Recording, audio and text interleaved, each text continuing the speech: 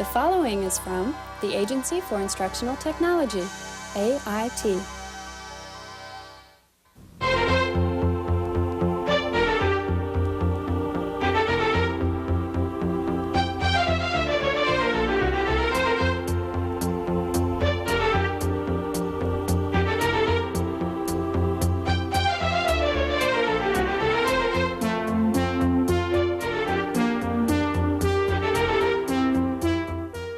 Drawing clothes on a figure requires an understanding of how material bends and moves.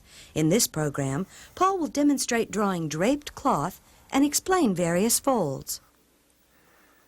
When I draw clothing on a figure, I look for three things first. I look for the form or the shape of the figure. I look for the action, the movement of the arms and legs of the figure, and then I think about material. So if in this case we have a light material, that will suggest certain kinds of folds and certain kinds of drapes. I look for the tension points, the support points, here in the shoulder, the breast, here at the waist, elbows, and that helps determine what kind of folds I have. Now if I retain the same shape, in this case, and the same action, but I change the material to a bulky, heavy material, a winter coat, then I change the folds also. You don't see as many creases, and if I have a bulky coat here, I'm still concerned with the form and the action, but the material, being heavy and a different type of material, is going to change the types of folds that you see here. And you'll have fewer folds and less effects of gravity, because you do consider gravity. So you have those three conditions: the shape, the action, and the type of material. Now over here, we'll keep the same material as in the coat, and of course the same form, but let's change the action. If I raise this man's arm here,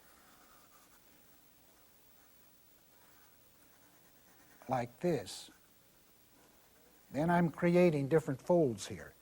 This will raise here at his shoulder. That'll be a tension point. This one will raise, and if his other arm is this way,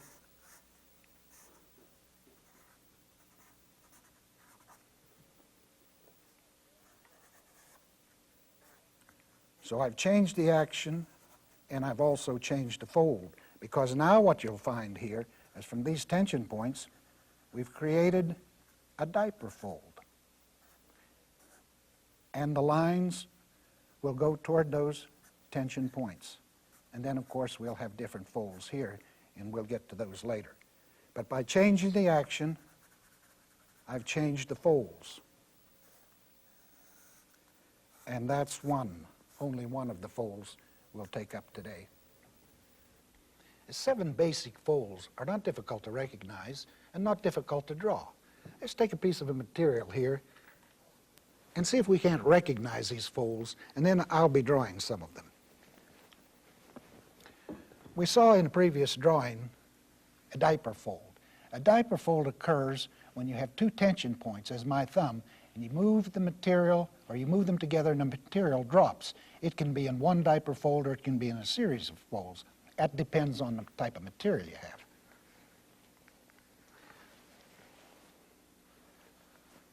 Now as I add pressure from one direction or another, I get a series of folds. Here we have zigzag folds. Up here, notice how that zigzags different directions. Up on the top you can see one over this way, and then it goes back this way.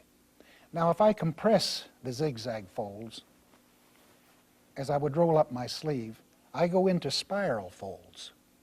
They go around the arm here and around the wrist, and it's also, of course, changes the outline of the material here. A half lock fold may occur here at the wrist, but usually you see the half lock at the knee and at the elbow. That is when it forms a crease. And there's a crease, and you'll find a shadow here, going down through here. Now, a drop fold, another fold, is simply when there is tension point up here somewhere, and the material drops by gravity. It can drop and go in one direction or another, or it can hit something down here as you'd have its position. Now, a pipe fold, another fold, a pipe fold, is when you have two tension points, usually one above the other in a vertical position, and you add pressure to those. You see how that forms a pipe? You see this on drapery, where the top of the drape is attached and there's tension on it, and the weight of the material pulls it into a series of pipes, as you see there. An inert fold, the last one, inert fold, is simply when you have material and it falls. It could hit the floor, it could hit a table, and it'll go into random directions. And each time I picked it up and dropped it, it would be different. But an inert fold must have a support base. It's a drop of gravity from a base. Let me demonstrate some of these folds in a drawing. If we look at the drawing here, I have two of the three conditions I start with. I have shape and I have action, but I don't have the material. So I'm going to put in the material and we're going to see folds develop. A lady here is holding a piece of material, and it comes down and hits here. So what you'd have here are drop folds. They drop again from this tension point, and they may go into pipe folds. And down here, they could be any direction, and those would be inert folds. Following the shape and following gravity.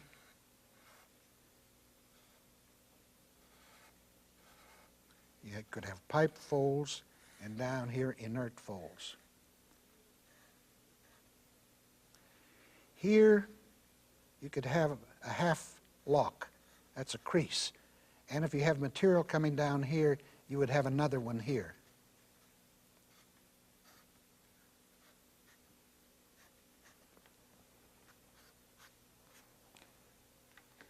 So if I add some tone here, you may be able to see that better.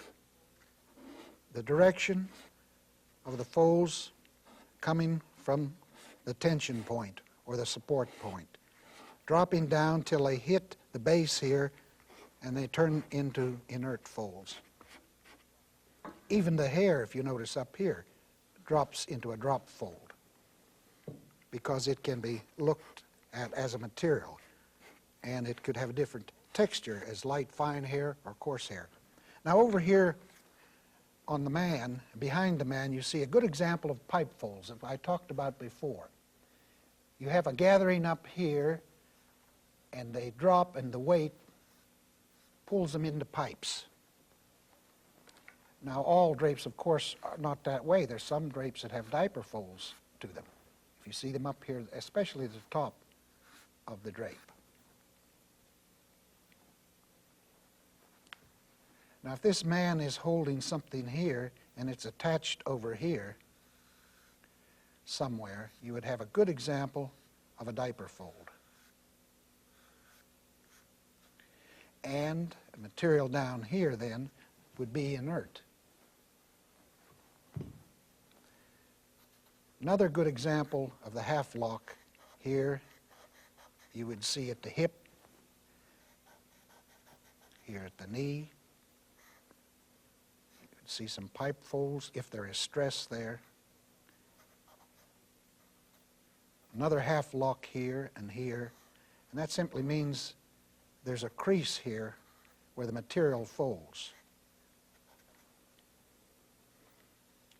And you'd have another drop fold here for his trousers.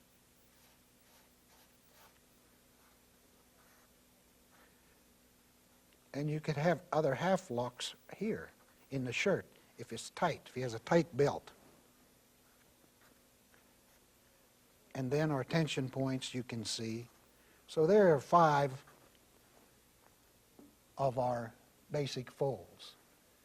We had the drop fold, inert fold, half lock, pipe fold, and a diaper fold. And here you see we're approaching another diaper fold here if you had tension over here.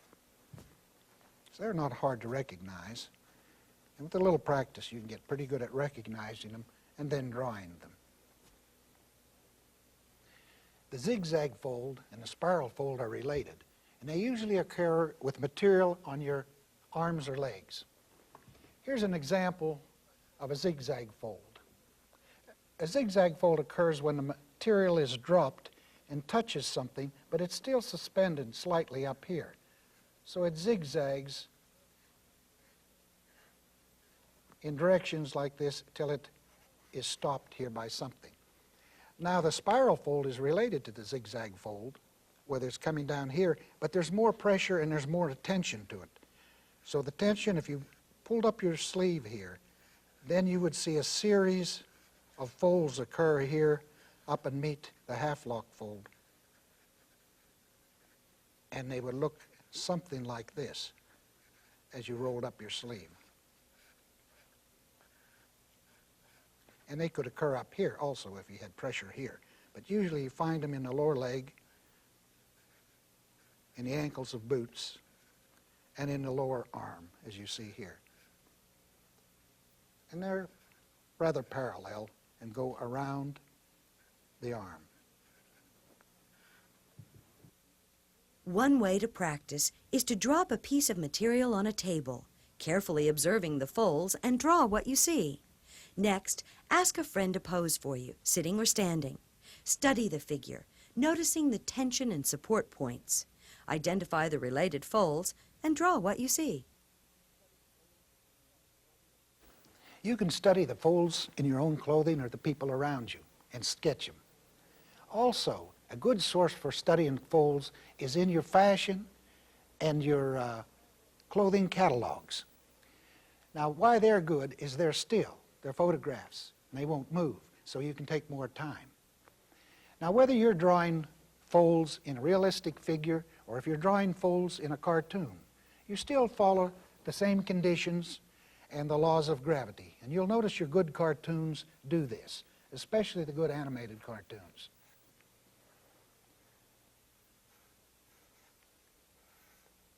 In this cartoon, you see a diaper fold. You can see some drop folds here,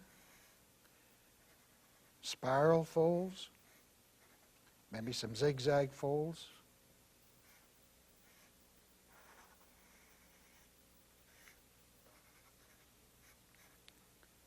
And he may be holding something here that would give us inert folds and pipe folds, all the folds. But the point is, they're the same in a cartoon as a realistic figure. By identifying 7 types of folds, zigzag, spiral, half-lock, drop, pipe, diaper, and inert, you now have a means of understanding how material drapes. This knowledge will help you as you practice drawing clothed figures or any material.